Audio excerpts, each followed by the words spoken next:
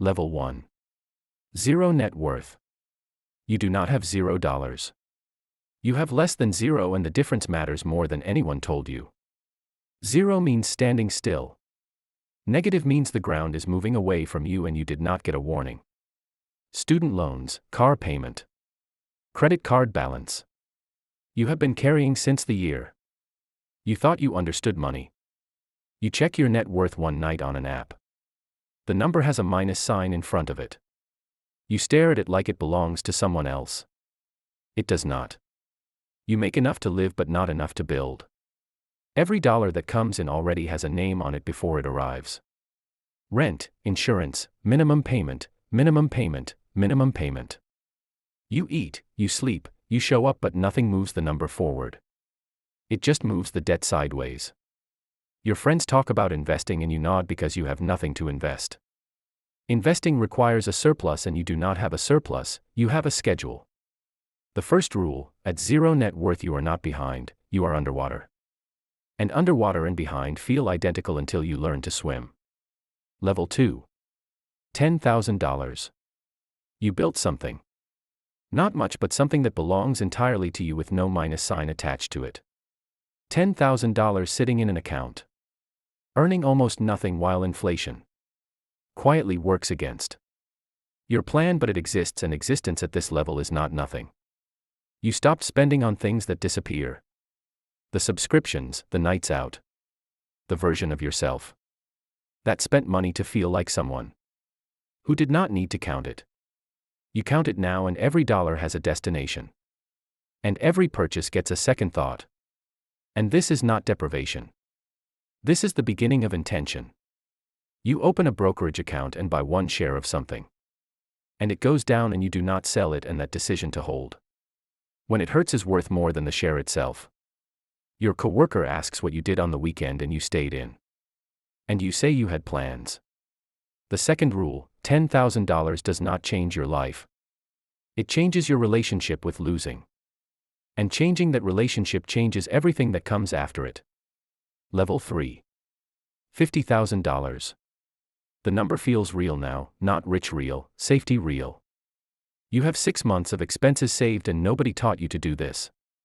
You taught yourself the hard way, one unexpected bill at a time, until you decided never again, and never again is a powerful thing. It built this. Your car breaks down and you pay for it, and you do not panic, you do not borrow. You do not feel the specific shame of an emergency you cannot cover. You just pay for it and move on, and that ability to move on is not a small thing. You started contributing to the retirement account at work. The one with the match you were leaving on the table for 2 years.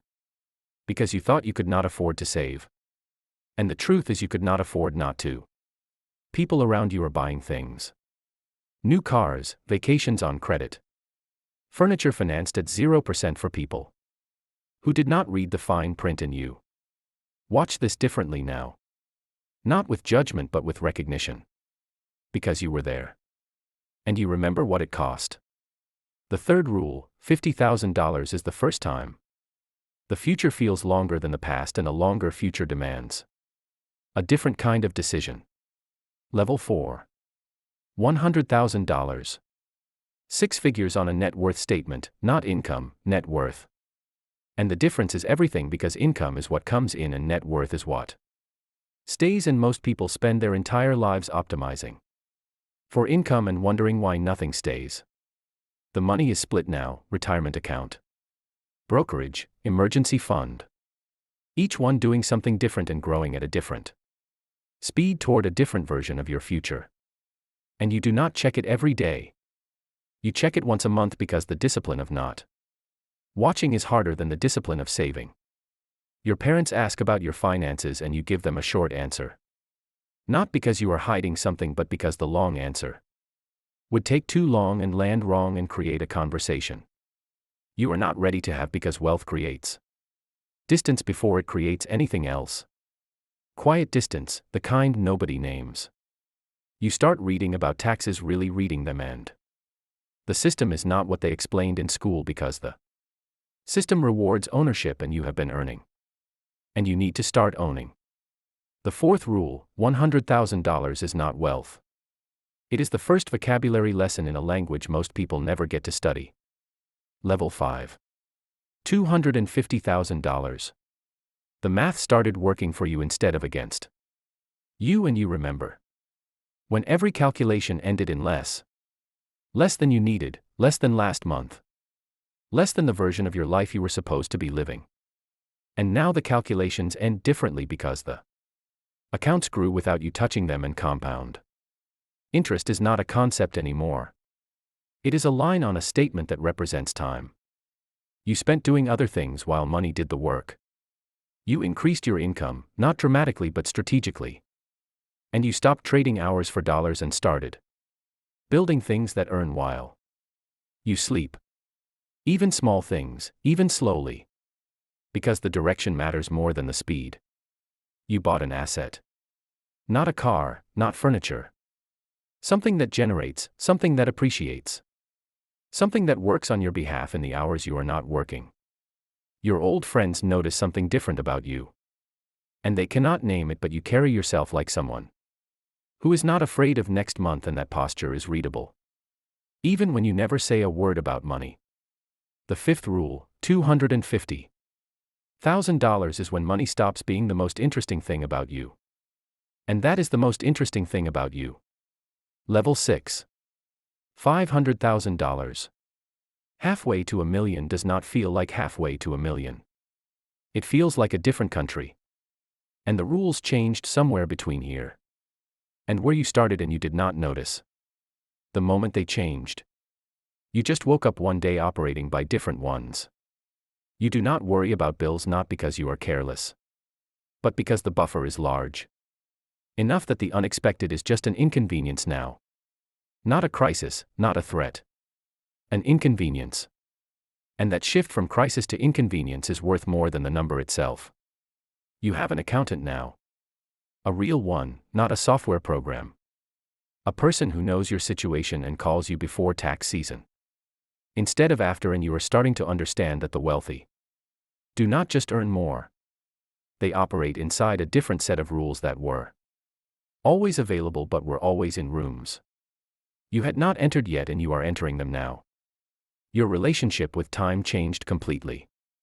Because money used to measure itself in hours. How many hours to pay this? How many hours to afford that? And now it measures itself in years. Not years of work but years of growth. The sixth rule, $500,000, is where the game changes. Not because the number is enough, but because you finally understand it was never about the number. Level 7. $1 million. The number you said to yourself on the worst nights. When the card declined, when the check engine light came on. When you ate what you could afford and stared at a ceiling and decided quietly that you were going somewhere. You are here, and the first thing you notice is how quiet it is, because no one throws a party for this. No one calls to congratulate you. The account just reads a number that starts with 1 and has 6 zeros behind it, and life continues on the same Tuesday it always was. The distance from where you started is not something you measure in money anymore. You measure it in decisions. Every decision you made differently. Everything you did not buy, every night you stayed in. Every conversation where you nodded and kept your plans to yourself. Because you knew something the room did not. You are not the same person, and wealth does not leave you unchanged. It does not corrupt you. It does not save you, it reveals you. It shows you who you were becoming the entire time, and the person you were becoming was always there. Always working, always watching. Always waiting for the number to catch up. The seventh rule, $1 million does not make you wealthy. It makes you honest about what you want, about what it cost. And about who counted on you failing. Level 8. $5 million. You stop explaining yourself, and it is not arrogance, it is exhaustion. Because the explanation never lands the way it happened, and the years compress into a sentence. And the decisions compress into luck, and the sacrifice compresses into privilege. So you stop and you let people have their version of the story. You give, not because you are generous but because you understand the math now. And you understand what $10,000 means to someone at level 2 because you were that person and you remember exactly what it would have meant. So you give it without ceremony, without expectation, the way you wished someone had given it to you. Your circle is small now. Not by accident but because the altitude does this. And the higher you go, the fewer people are going in the same direction, and the ones who are become everything, and you protect them accordingly. You think about legacy more than you expected. Not monuments, not names on buildings. Just the question of what the accumulation was actually for. And you do not have the answer yet, but you are asking it now in a way you never could before, because before the question was survival and now the question is meaning. The 8th rule, $5 million does not answer the question. It finally gives you the quiet to hear it clearly. Level 9. $10 million. You made it to a number most people will never see. A number that removes almost every material problem a human being can have. And you sit with it, and you sit with the memory of the parking lot, the declined card, the check engine light, the nights you built a spreadsheet and the math did not work no matter how many times you ran it. You sit with the people who did not make it here with you.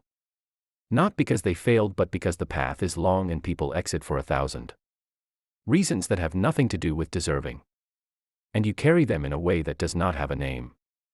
You sit with the version of yourself who started this, young, uncertain. Certain that the number would fix whatever was wrong. And it did not fix it, it moved it. From urgent to optional, from crisis to choice.